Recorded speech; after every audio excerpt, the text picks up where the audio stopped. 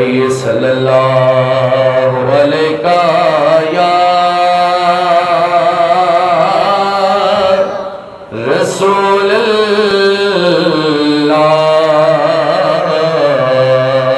وسلم علیک یا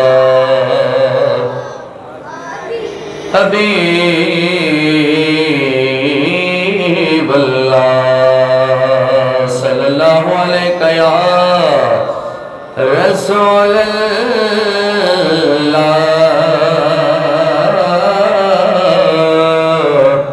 وسلم علیک یا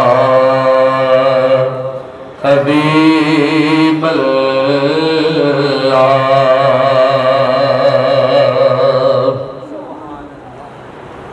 اللہ سے کیا پیار ہے عثمان غنی کا،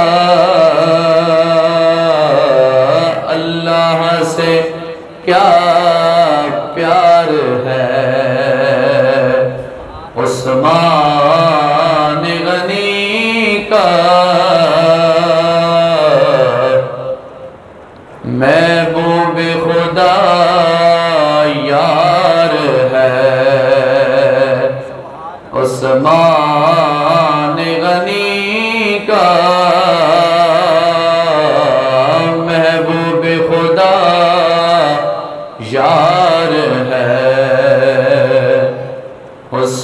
عثمان غنی کا،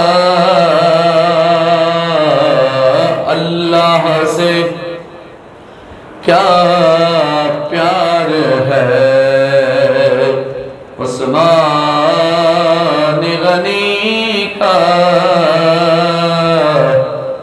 محبوب خدا یار ہے عثمان غنی کا،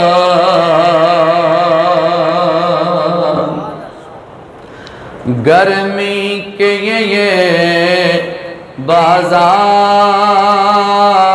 بازار ہے عثمان غنی کا،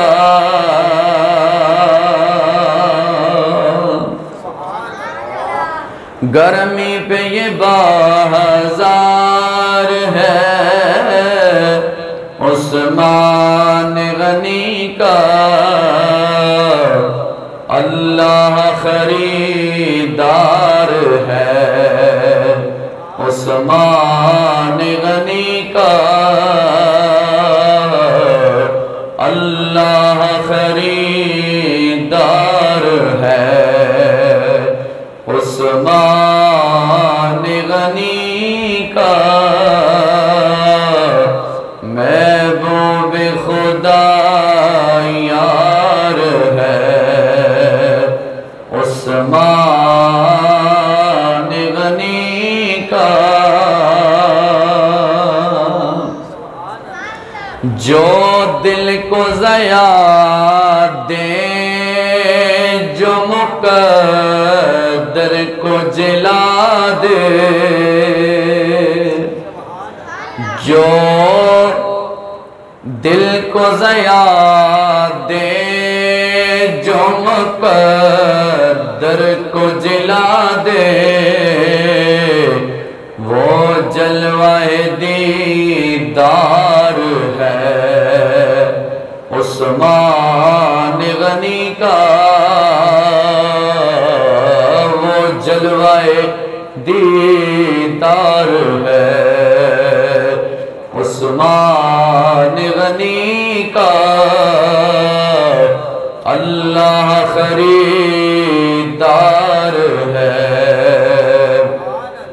عثمان غنی کا، محبوب خدا یار ہے عثمان غنی کا،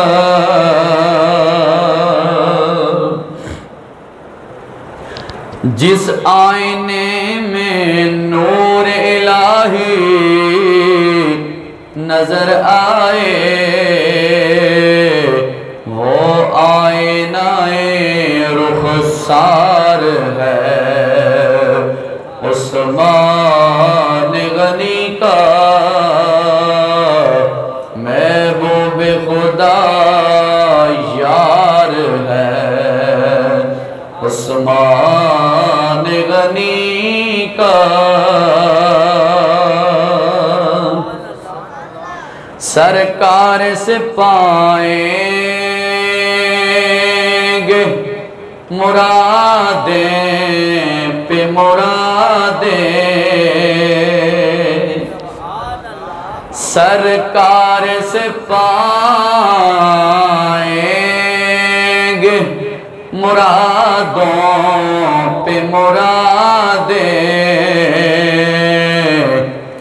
دربار یہ دربار ہے عثمان غنی کا دربار یہ دربار ہے عثمان غنی کا اللہ خریدار ہے بولو عثمان غنی کا اللہ سے کیا پیار ہے عثمان غنی کا محبوب خدا یار ہے عثمان غنی کا رک جائیں میرے کام حسن یہ ہو نہیں سکتا رک جائیں میرے کام حسن یہ نہیں ہو سکتا فیضان مددگار ہے عثمان غنی کا فیضان مددگار ہے عثمان غنی کا اللہ خریدار ہے عثمان غنی کا اللہ سے کیا پیار ہے عثمان غنی کا محبوب خدا یار ہے عثمان غنی کا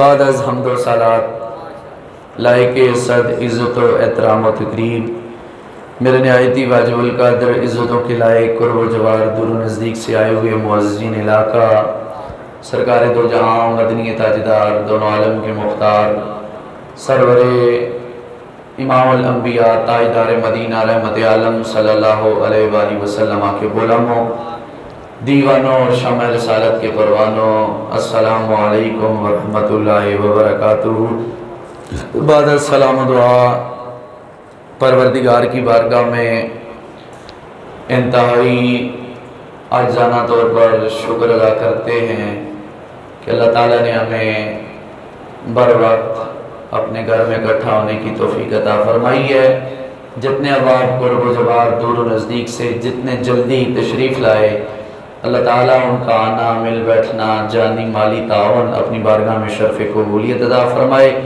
اور کروڑہ رحمتوں کا نزول عطا فرمائے احباب گرامی القدر سامعین و حاضرین و ناظرین وقت مختصر ہوتا ہے اور اس مختصر موضوع میں میری کوشش ہوتی ہے کہ اپنے سننے والے بندوں کو ایک نئی سی نئی بات بتائی جائے دعا ہے پروردگار کی بارگاہ میں اللہ تعالیٰ میری زبان پر کلمۃ الحق جاری و ساری فرمائے، سن سنا کر عمل پیرا ہونے کی توفیق خاص عطا فرمائے۔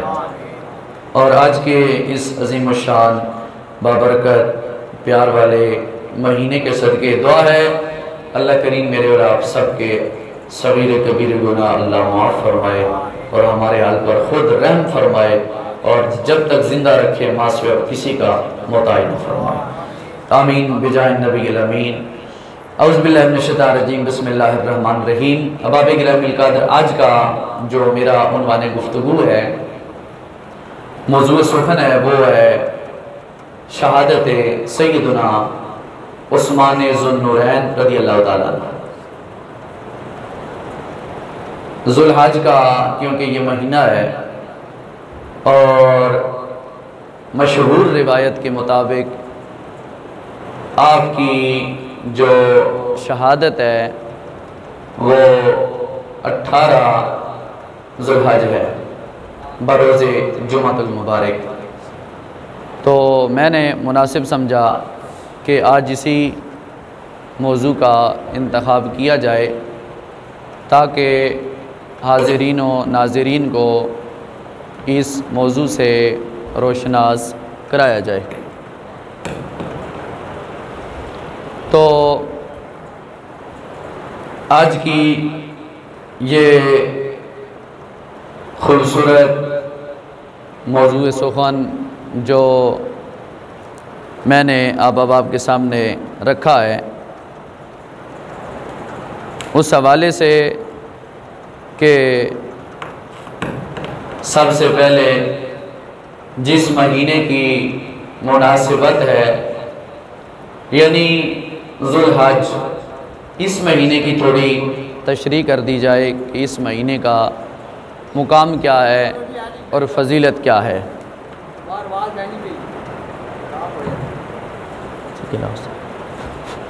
تاکہ کٹ کے دوسرے بدلا بٹن آن کرو۔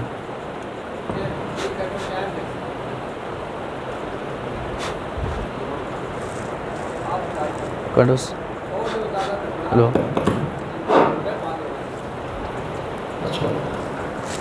ذو الحج یہ وہ بابرکت مہینہ ہے جس مہینے میں اللہ تعالیٰ نے بہت سے انبیاء کرام کو بہت سے نوازشات اور عظیم الشان بشارتوں سے مالا مال کیا ہے، تاکہ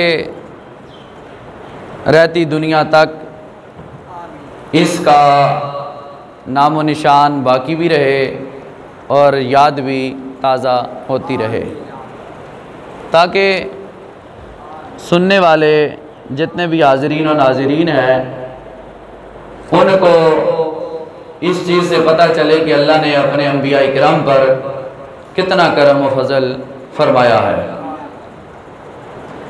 شیخ ابو البرکات نے بالاسناد حضرت عباس سے یہ روایت کی ہے کہ آپ نے فرمایا ہے کہ ذو الحجہ کے اول حشرے میں اللہ تعالیٰ نے حضرت آدم علیہ السلام کی توبہ کو قبول فرمایا ہے۔ اسی ذو الحج کے پہلے حشرے میں اللہ تعالیٰ نے حضرت آدم علیہ السلام کو اپنا خلیل مقرر فرمایا ہے۔ اسی ذو الحج کے مہینے میں اللہ تعالیٰ نے حضرت ابراہیم علیہ السلام پر آگ کو گلے گلزار بنایا ہے۔ اسی ذو الحج کے مہینے میں اللہ تعالیٰ نے حضرت موسیٰ کلیم اللہ علیہ السلام کو اپنے سے ہم کلام ہونے کا شرف عطا فرمایا ہے۔ اسی مہینے میں اللہ تعالیٰ نے حضرت داؤد علیہ السلام کی لغزش کو معاف فرمایا ہے۔ اسی مہینے میں اللہ تعالیٰ نے قرآن کریم کا نزول کیا ہے، اور اسی مہینے میں یوم ترویہ، یوم عرفہ اور یوم نہر اور ساتھ حج اکبر بھی عطا فرمایا ہے، یعنی حج کا سلسلہ بھی شروع فرمایا ہے۔ اور حضرت ابو سعید خدری فرماتے ہیں کہ رسول اللہ صلی اللہ علیہ وسلم نے فرمایا تمام مہینوں کا سردار مہینہ رمضان المبارک ہے، اور حرمت والے پاکیزہ مہینوں میں سے جس مہینے کی شان اور شوکت ہے وہ ذوالحج شریف ہے، یعنی ذوالحج جو یہ مہینہ ہے اس کو محبوب کریم علیہ السلام نے عزت والے مہینوں میں سے پہلا نمبر عطا فرمایا ہے۔ تو بہرحال حضرت حفصہ سلام اللہ علیہ حضور کی بیوی ہیں، حضرت عمر بن خطاب کی بیٹی ہیں اور نبی پاک علیہ السلام کی زوجہ ہیں۔ آپ فرماتی ہیں کہ نبی کریم علیہ السلام 4 کام کبھی ترک نہیں کیا کرتے تھے۔ نمبر 1، آپ عشرہ ذوالحج کے روزے رکھا کرتے تھے۔ جو ذوالحج کے پہلے 10 دن ہیں، عشرہ ذوالحج کے 10 دن روزہ رکھا کرتے تھے۔ عشرہ ذوالحج کے حضور حضرت حفصہ فرماتی ہیں حضور 4 کاموں کو ترک نہیں کرتے تھے۔ نمبر 1، عشرہ ذوالحج کے روزہ رکھا کرتے تھے۔ نمبر 2، ایام بیض کے آپ روزہ رکھا کرتے تھے، چاند کی 13، چاند کی 14، چاند کی 15، ہر مہینے کی 13، 14، 15 تاریخ کو حضور روزے رکھا کرتے تھے۔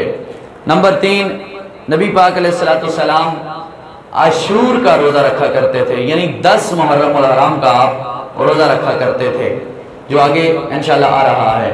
اور نمبر 4، نبی کریم علیہ السلام نماز فجر فرائض سے پہلے 2 رکعت نماز پڑھا کرتے تھے، یعنی سنتیں۔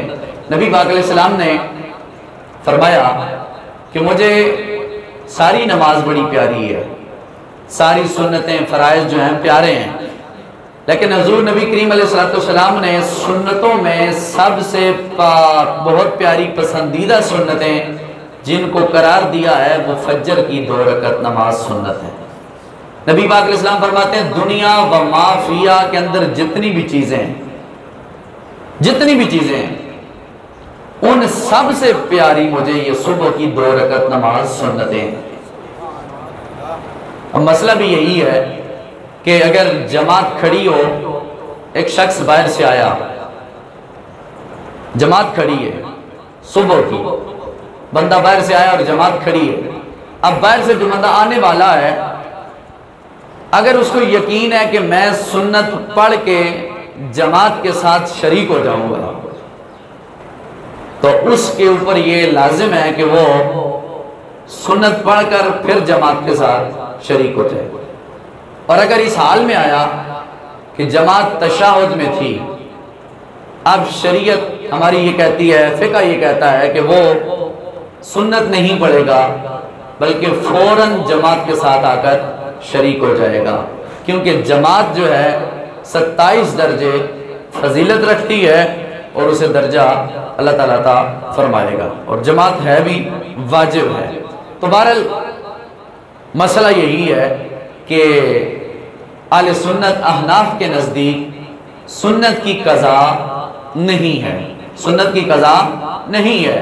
اگر ایک شخص کی صبح کی سنتیں قضا ہو گئیں اسی وجہ سے کہ وہ آیا اور جماعت کھڑی تھی، سنتیں رہ گئی ہیں، اب اس کی قضا نہیں ہے، واجب کی قضا ہے، فرض کی قضا ہے اور سنت کی قضا نہیں ہے، نفل کی قضا نہیں ہے۔ تو بہرحال یہ مسئلے جو ہیں آپ اپنے ذہن میں نوٹ کریں تاکہ آپ کو پتہ چلے کہ نماز کے اندر کون کون سے احکام لازم ہے بندے پر۔ اسی طرح قضا نمازیں ہیں، تو ان قضا نمازوں میں آپ سنت نہیں پڑھیں گے، قضا نمازوں میں آپ نفل نہیں پڑھیں گے، قضا نمازوں میں 2 چیزیں آپ پڑھیں گے، فرض پڑھیں گے اور صلاۃ وتر واجب ادا کریں گے۔ قضا نماز ویسے اسلوب یہ ہے، قانون یہ ہے کہ صبح کی نماز کے بعد، عصر کی نماز کے بعد کوئی نماز نہیں ہے. کوئی نماز سے مراد سجدے والی نماز نہیں ہے. آپ نفل نہیں پڑھ سکتے. صبح کی نماز کے بعد، عصر کی نماز کے بعد آپ نوافل نہیں پڑھ سکتے. لیکن شریعت نے یہ حکم دیا ہے کہ اگر آپ کی زندگی کی قضا نمازیں ہیں، آپ انہیں پڑھنا چاہتے ہیں، آپ صبح کی نماز کے بعد بھی قضا نماز پڑھ سکتے ہیں. چاہے وہ عصر کی قضا ہو، مغرب کی قضا ہو، عشاء کی ہو، صبح کی ہو، آپ پڑھ سکتے ہیں. اسی طرح عصر کی نماز کے بعد بھی آپ قضا نماز پڑھ سکتے ہیں. کیوں؟ قضا نماز آپ پہ لازم ہے ادا کرنا، تو اس لیے مناسب ہے، شریعت نے حکم دیا ہے کہ موت کا انسان کو کوئی پتہ نہیں ہے. جو اس کی قضا نمازیں ہیں وہ جلد از جلد انہیں ادا کرنے کی کوشش کرے، اور اس کے لیے ہر وقت وہ دروازہ عبادت کا کھلا ہے. عبادت نماز کے لیے صرف 3 جو ٹائم ہے وہ مکروہ تحریمی ہیں. 3 وقت میں بندہ نماز نہیں پڑھ سکتا. نمبر 1 طلوع آفتاب، جب سورج طلوع ہوتا ہے. نمبر 2 زوال آفتاب، جب بالکل سر پہ ہوتا ہے. اور نمبر 3 غروب آفتاب، جب سورج غروب ہوتا ہے. ان 3 اوقات میں آپ نماز نہیں پڑھ سکتے. تو یہ جو باتیں ہیں آپ کو بتانا ضروری تھی. اللہ تعالی ہمیں عمل کی توفیق خاص عطا فرمائے. نماز ہی ایک ایسا عمل ہے جو انسان کو اپنے رب سے ملاتا ہے اور اپنے رب کے قریب کرتا ہے. علماء کہتے ہیں کہ اگر ایک نماز کے بعد، جزاک اللہ، ایک نماز کے بعد پڑھنے کے بعد دوسری نماز کے انتظار کے لیے آپ کا دل کرے کہ میں نماز پڑھوں گا، تو سمجھ لو پہلی نماز آپ کی اللہ نے قبول فرما لی ہے. اگر آپ نے، دیکھو آسان سا مسئلہ ہے، آپ نے ایک نماز پڑھی اور دوسری نماز کے لیے آپ کا دل ایمان یہ گواہی دیتا ہے کہ انشاءاللہ میں دوسری پڑھوں گا، عزم سمین پختہ آپ کا ارادہ ہے، تو علماء یہ کہتے ہیں کہ اس چیز کی گارنٹی اور ضمانت ہے کہ اللہ نے آپ کی پہلی پڑھی ہوئی نماز کو اپنی بارگاہ میں قبول فرما لیا ہے. تو اسی طرح یہ بھی علماء نے لکھا ہے کہ اگر آپ ایک نیکی کرتے ہیں کوئی بھی، اور اس نیکی پر پھر دوسری نیکی کرتے ہیں، تو یہ بھی اس چیز کی ضمانت ہے کہ اللہ نے آپ کی پہلی نیکی قبول کی ہے، تب آپ کو پھر نیکی کرنے کی توفیق عطا فرما دی. تو اس لیے یہ جو عمل ہے یہ بڑے نازک عمل ہے اور بڑے حقیقی عمل ہے جن سے انسان کو فائدہ ہوگا. تو بہرحال گرامی القدر سامعین و حاضرین و ناظرین، آج کا ہمارا جو عنوان گفتگو ہے، موضوع سخن ہے، وہ ہے داماد پیغمبر، ناشر قرآن، جامع القرآن، یادگار زمانہ، اصحاب با وفا، خلیفہ راشد، خلیفہ برحق، مظلوم مدینہ، پاسبان عزت ناموس رسالت، پاسبان مدینہ طیبہ، پاسبان مکہ مکرمہ، پاسبان علم و حکمت رسالت مآب صلی اللہ علیہ وآلہ وسلم، اور داماد پیغمبر، یادگار زمانہ، امام الشاقان، امام الحق، امیر المومنین، خلیفہ ثالث، حضرت سیدنا عثمان ذو النورین رضی اللہ تعالیٰ عنہ کی ذات پاک. کہہ دو سبحان اللہ. آپ کی ذات کا میں تذکرہ کرنے لگا ہوں، اور یقین جانے میرا ایک اپنا ایمان ہے، ہر ایک بندے کا ایک اپنا ایمان ہے، اس کی سوچ ایک اپنی ہے، اس کا ذہن ایک اپنا ہے.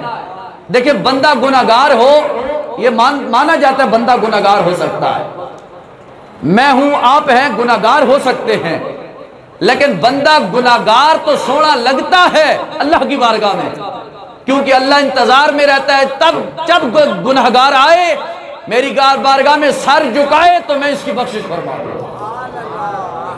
حضرت موسیٰ علیہ السلام سے پوچھا گیا نا، پوچھا رب سے پوچھا، مالک جب بندہ کہتا ہے لبیک تو تو کیا کہتا ہے؟ جب نیکوکار کہتا ہے لبیک تو رب کہتا ہے میں بھی کہتا ہوں لبیک، میرے بندے میں حاضر ہوں. جناب موسیٰ کہتے ہیں رب سے मालिक जब नेक बंदा तुझे बुलाता है और कहता है लब्बैक,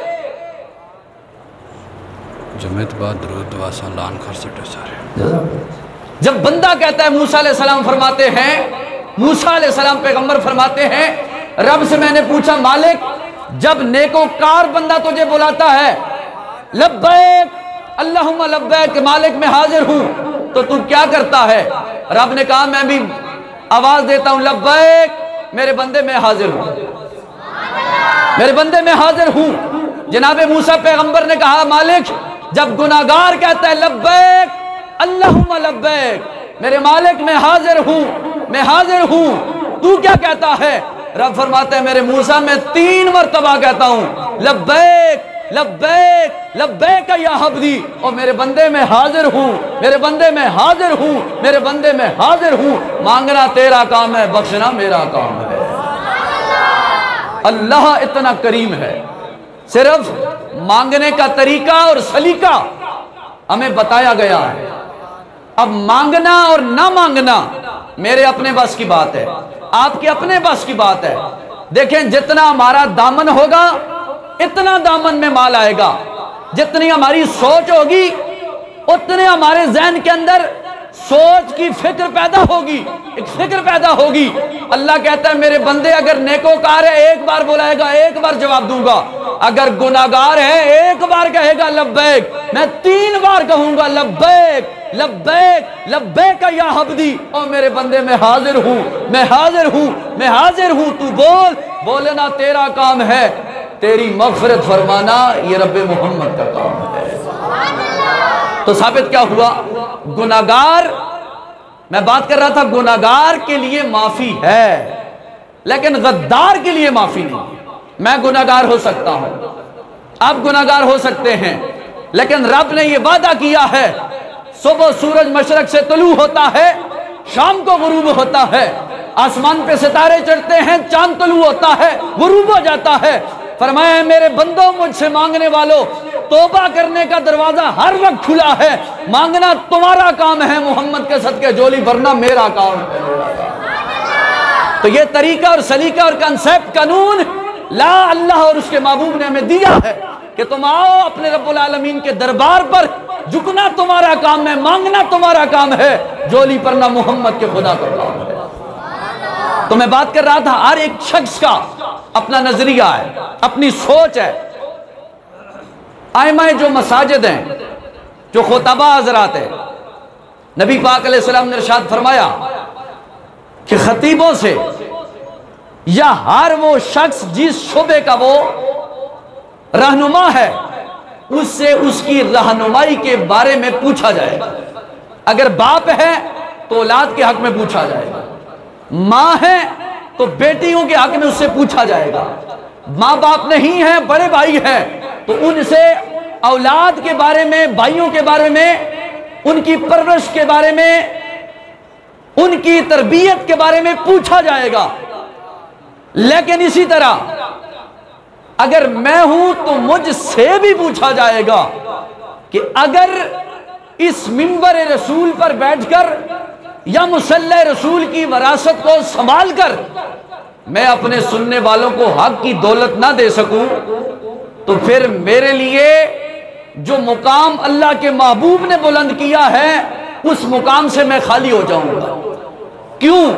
कि मैंने उस दीन में मिलावट अगर की कि अगर मैं मसला बयान करूंगा मोहल्ले वाले नाराज हो जाएंगे, खानदान वाले नाराज हो जाएंगे, तो फिर साबित यह हुआ कि मैं लोगों को खुश कर रहा हूं, परवरदिगार उसके रसूल को खुश नहीं कर रहा। लेकिन मैं पहली बात कहूं कि हर बंदे का अपना नजरिया है, अपनी सोच है। हमेशा ये बात याद रखा करें, अगर परवरदिगार आलम पत्थर के अंदर कीड़े को रिज्क दे सकता है तो मुझे और तुझे भी हर मुकाम पे रिज्क देने पर वो कादिर है, उसने ड्यूटी लगा रखी है, वो रिज्क के जरिए और सिलसिले वाफिर मकदार में जारी सारी फरमा देता है। इसलिए उलमा कहते हैं कि अगर तुम अल्लाह रसूल को छोड़कर रिज्क के पीछे भागोगे, सारी जिंदगी भागते रहोगे, रिज्क तुम्हारे हाथ नहीं आएगा। लेकिन अल्लाह रसूल को, उन जातों को थाम कर रिज्क की तलाश करोगे, तुम बढ़ोगे, बाद में रिज्क अल्लाह तुम्हारे पीछे पहले भेज देगा। اگر یہ عقیدہ میرا اور آپ کا ہوگا تو پھر اللہ تعالیٰ رزق کے جو خزانے ہیں نا ان کا منہ کھول دے گا۔ حضور نے فرمایا اللہ نے ہمیشہ خزانوں کے جو منہ ہے نا وہ مشکلات کے بعد کھولے، خزانوں کے جو منہ ہیں وہ مشکلات کے بعد کھولے ہیں۔ بندہ کہے میں ساری زندگی خوش خرم رہوں، یہ اس کا وہم ہے، یہ اس کا گمان ہے۔ بندہ کہے میں ساری زندگی پریشان رہوں، اللہ کا فیصلہ ہے اِنَّ مَعَ الْعُسْرِ يُسْرًا فَإِنَّ مَعَ الْعُسْرِ يُسْرًا۔ ہر تنگی کے بعد آسانی ہے، ہر آسانی کے بعد تنگی بھی آ سکتی ہے۔ اس پہ ہمارا یقین اور ایمان ہونا چاہیے، لیکن اس کے ساتھ ساتھ تنگی آئے پھر بھی رب کا دامن مضبوطی کے ساتھ پکڑنا چاہیے۔ خوشی آئے تب کہ رب کی بارگاہ میں جھکنا چاہیے کہ مالک جب تنگی آئی تو پھر بھی میں حاضر ہوں، خوشی آئی تب بھی تیرا بندہ تیرے نام پہ مر مٹنے کے لیے تیار ہے اور حاضر ہے۔ یہ عقیدہ اور نظریہ ہمارا ہونا چاہیے۔ تو جس بات سے میں نے یہ بات چلائی کہ آج لوگ خدا کی قسم بک رہے ہیں، کوئی اپنے محلے کی مناسبت سے کہ کوئی ناراض نہ ہو جائے اس وجہ سے دین کو چھپانے کی کوشش میں لگا ہے۔ ہمارا پڑوسی ناراض ہو جائے گا، یہ مسئلہ بیان کیا۔ ہمارے محلے دار ناراض ہو جائیں گے، یہ مسئلہ بیان کیا۔ ہمارے والدین حضرات ناراض ہو جائیں گے، یہ مسئلہ بیان کیا۔ رسالت امام صلی اللہ علیہ وسلم نے بیان فرما دیا، فرمایا حق کی بات آئے سب سے بڑا جہاد یہ ہے کہ حق کی بات ظالم جابر حکمران کے سامنے کرنا، یہ سب سے بڑا جہاد ہے، سب سے بڑا جہاد۔ اگر حکمران کے سامنے سب سے بڑی سچی چھوٹی بات کرنا جہاد ہے تو پھر ہمیں پریشانی نہیں ہونی چاہیے اپنے قائد میں، اپنے نظریات میں، اپنی زندگی گزارنے کے طریقہ کار میں بالکل نہیں ہونی چاہیے۔ کیوں؟ جب ہمارا یہ عقیدہ ہے، ایمان ہے، روزی کا رازق اللہ ہے، زندگی موت کا اختیار مالک کے پاس ہے، عزت ذلت کا اختیار اللہ کے ہاتھ میں ہے، اٹھنے بیٹھنے کی طاقت مالک کے پاس ہے، رزق پہنچانا روکنا مالک کے اختیار میں ہے، جوانی بادشاہت غریبی امیری اللہ کے ہاتھ میں ہے۔ تو پھر جو اللہ کا قانون ہے، لائے قانون قدرت لائے کلمات الحق ہے، اس کو بیان کرتے ہوئے پھر ہمیں نہ گھبرانا چاہیے اور نہ ہی ہمیں شرمانا چاہیے۔ اللہ یا رسول اللہ۔ تو اس لیے دیکھو جان ایک نہ ایک دن ضرور جانی ہے، آج نہیں تو کل، کل نہیں تو کسی نہ کسی دن میں نے اور آپ نے، جو ہمارے جسم کے اندر روح کا پرندہ ہے، اس نے ایک دن نکلنا ہے اور خدا کی قسم جاننا ہے اس نے۔ حضور فرماتے ہیں جب روح انسان کے جسم سے نکلتی ہے تو بندے کی آنکھیں کھلی رہتی ہیں، کھلی۔ آپ نے دیکھا ہے بندہ جب مر جاتا ہے تو اس کی آنکھیں کھلی رہتی ہیں اور پھر ہم بند کرتے ہیں۔ صحابہ نے پوچھا سوڑیا کیوں؟ سرکار نے فرمایا یہ اپنے روح کو آنکھیں دیکھتی ہے کہاں جاتی ہے۔ جو اس کے بدن سے روح نکلتی ہے آنکھیں کھلی رہتی ہیں۔ سرکار فرماتے ہیں یہ اپنی روح کا پیچھا کرتی رہتی ہے، میری روح کہاں چلی گئی؟ اور سرکار فرماتے ہیں اگر اس کے بدن سے جدا ہونے والی روح اس کے جسم سے لگ کر اچھے کام کرتی رہی، وہ جاتے ہوئے بشارت اور خوشخبری دے کے جاتی ہے، اے جسم تجھے مبارک ہو، اے جسم تجھے مبارک ہو، ہمیشہ ہمیشہ کے لیے تو نے جہنم سے اپنے آپ کو بچا لیا ہے اور جنت کا حقدار اپنے آپ کو بھی بنا لیا ہے اور مجھے بھی بنا گیا ہے۔ اور فرمایا اگر روح جدا ہونے کے بعد بندہ گناہگار ہو، بدکار ہو، توبہ نہ کی ہو، بغیر توبہ کے مر گیا ہو، جاتے ہوئے کہتی ہے تیرا ستیہ ناس ہو، قیامت تک مجھے بھی آگ میں جلائے گا اور خود بھی جلتا رہے گا۔ تو اس لیے ڈرو اس وقت سے جب روح جسم کے مخالف ہو جائے گی، اور روح اور جسم کو جب اکٹھا عذاب ہوگا تو اس دن پھر ہمیں بچانے والا اللہ کی مرضی و منشا کے مطابق اور اس کی مرضی کے علاوہ کوئی نہیں ہوگا۔ حضور شفاعت کریں گے لیکن اللہ حکم دے گا تب، اولیاء اللہ شفاعت کریں گے اللہ حکم دے گا تب، حافظ قرآن شفاعت کریں گے اللہ حکم دے گا تب، نیک لوگ شفاعت کریں گے اللہ حکم دے گا تب، نابالغ بچہ شفاعت کرے گا جب اللہ حکم دے گا، مسجدیں شفاعت کرنے جائیں گی جب مسجدوں کے اسلوب اور طریقہ کار نمازیوں کے بہترین ہوں گے، تب شفاعت کی جائے گی، اللہ حکم دے گا تب ہوگا۔ لیکن ذاتی طور پر بندہ یہاں بھی محتاج ہے، وہاں بھی وہی محتاج ہے، اپنے مالک کا، اپنے خالق کا۔ تو کہنے کا مقصد یہ ہے کہ اس انسان کی جو روح ہے، یہ روح کا پرندہ ہے جو انسان کے جسم میں، یہ جدا ہونے والا ہے کہ نہ ایک دن، لیکن جیو تو ایسے کہ تمہاری دنیا بھی اور تمہارا مرو تو ایسے کہ تمہاری آخرت بھی خوش ہو جائے کہ یہ دنیا میں ایسے پیار اور محبت کی بولی بول کے مرا ہے کہ مرنے کے بعد تمہارے وہ کلمات، تمہارے وہ جملے غیروں کی زبان پہ ہوں کہ جب بھی بولتا تھا تو حق بولتا تھا، جب بھی کہتا تھا تو سچ کہتا تھا۔ رزق تو آنا جانا ہے، لیکن ایک بات یہ بھی یاد رکھیں، مخالفت میں، پیار میں، محبت میں یا جس طریقے کے ساتھ بھی اللہ نے آپ کا رزق مقرر کیا وہ آپ کو ملے گا۔ آپ کہیں میں پیار سے رہوں گا مجھے رزق زیادہ ملے گا، یہ آپ کا وہن ہے، گمان ہے۔ اللہ نے مقرر کر دیا ہے کہاں سے رزق آئے گا، کہاں پہ جائے گا۔ اور سرکار فرماتے ہیں رزق انسان کا ایسے پیچھا کرتا ہے جیسے موت انسان کا پیچھا کرتی ہے۔ تو اس لیے رزق کی خاطر در در پہ جھکنا چھوڑو، اپنے عقائد، اپنے نظریات، اپنے خیالات کا آپ جناب والا حفاظت کریں۔ وہ کیا ہے؟ آج دیکھو ہر طرف ہلچل مچ رہی ہے، کوئی اللہ کی ذات کا منکر ہے، کوئی پیغمبر اسلام کی ذات کا منکر ہے، کوئی میرے نبی کے صدیق اکبر کا منکر ہے، کوئی فاروق اعظم کا منکر ہے، کوئی عثمان ذو النورین کا منکر ہے، کوئی حیدر کرار کا منکر ہے، کوئی سیدنا امیر معاویہ کا منکر ہے، کوئی سیدنا ابو سفیان کا منکر ہے، کوئی سیدنا انس بن مالک کا منکر ہے، کوئی جمیع صحابہ کرام کا منکر ہے، کوئی اولیاء کاملین کا منکر ہے۔ لیکن ہمیں ناز ہے، خدا کی قسم، اور مرتے دم تک ناز رہے گا۔ آل بیت کی باری آئی تب بھی کہیں ہم نوکر ہیں، صحابہ کی باری آئی تب بھی کہتے ہیں ہم نوکر ہیں، اولیاء اللہ کی باری آئی تب بھی کہتے ہیں ہم نوکر ہیں، اور اپنوں کے سامنے بھی کہتے ہیں نوکر ہیں، بیگانوں کے سامنے بھی کہتے ہیں ہم نوکر ہیں۔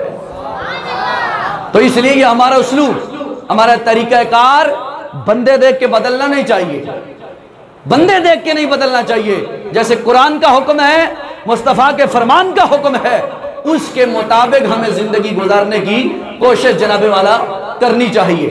تو بہرحال انہی لمحات میں آپ سے اجازت چاہوں گا۔ موضوع جو ہے وہ ابھی صرف تمہیدی باتیں کی تو میرا وقت مکمل ہو گیا، اور میں انہی باتوں پہ اکتفا کرتا ہوں اور مالک کی بارگاہ میں دعا کرتا ہوں اللہ تعالی ہم سب کو عقائد نظریات کا خیال رکھنے کی توفیق خاص عطا فرمائے۔ انشاءاللہ تعالی یار زندہ صحبت باقی پھر جمعۃ المبارک پہ اس موضوع کو انشاءاللہ سٹارٹ کریں گے، اور اعلان سماعت فرما لیں، کیونکہ یہ مہینہ جو ہے شہادت ہے سیدنا عثمان ذو النورین کی، اس حوالے سے انشاءاللہ تعالی کیونکہ ماہانہ ہمارا 11ویں شریف کا بھی پروگرام ہوتا ہے، اس لیے وجہ سے ہم نے ڈیلے بھی کیا ہے، تو انشاءاللہ تعالی بروز سوموار بعد از نماز مغرب ہماری اسی مرکزی جامع مسجد سیدنا ابو بکر صدیق خلیفہ بالفصل میں عظیم الشان کانفرنس بسلسلہ شہید ملت اسلامی حضرت عثمان ذو النورین رضی اللہ تعالیٰ عنہ آپ کی شہادت کے حوالے سے انشاءاللہ منعقد کی جائے گی۔